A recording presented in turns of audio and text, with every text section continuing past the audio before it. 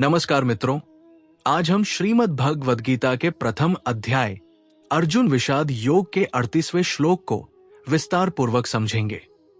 ये श्लोक अर्जुन के विषाद में एक महत्वपूर्ण मोड़ है। अब तक वो केवल अपने बारे में सोचता रहा था, मेरा दर्द, मेरी पीड़ा, मेरी समस्या।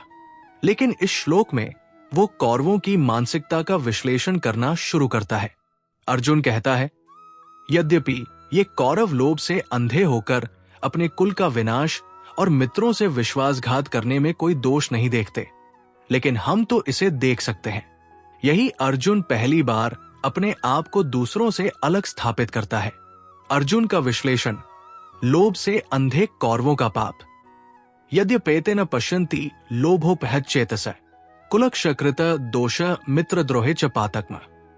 श्लोक का अर्थ, यद्यपि लोभ से प्रभावित होकर ये लोग अपने कुल के विनाश में कोई दोष नहीं देखते और मित्रों से विश्वासघात में कोई पाप नहीं देखते, लेकिन हम तो इसे स्पष्टतः देख सकते हैं। गहरा संदेश। 1. लोभ का विनाश। लोभोपहत लोभ से प्रभावित विचार वाले। अर्जुन यहां यह दिखाता है कि लोभ एक ऐसी शक्ति है जो मनुष्य की सभी विवेकशीलता को नष्ट कर देती है।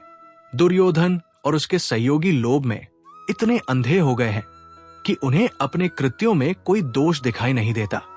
2. अर्जुन की आत्मचेतना। हम तो इसे देख सकते हैं।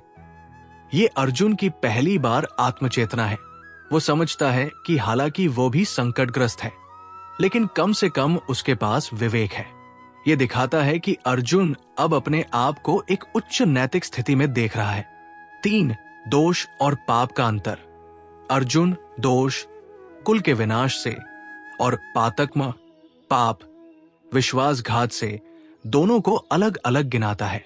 यह दिखाता है कि एक ही कार्य से कई तरह के दोष उत्पन्न होते हैं, पारिवारिक, सामाजिक और आध्यात्मिक। 4. बुद्धि का लोभ से ग्रस्त होना। अर्जुन का संदेश है कि लोभ केवल एक भावना नहीं, बल्कि ये बुद्धि को भी पूरी तरह नियंत्रित कर लेता है। जब बुद्धि ही लोभ से प्रभावित हो जाए तो विवेक काम नहीं करता। 5.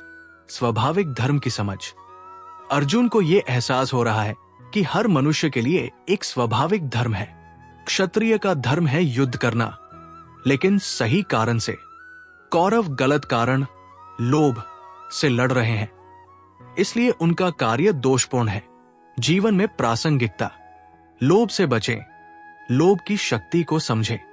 ये केवल भावना नहीं, बल्कि विचार को भी नष्ट कर सकता है। आत्मचेतना।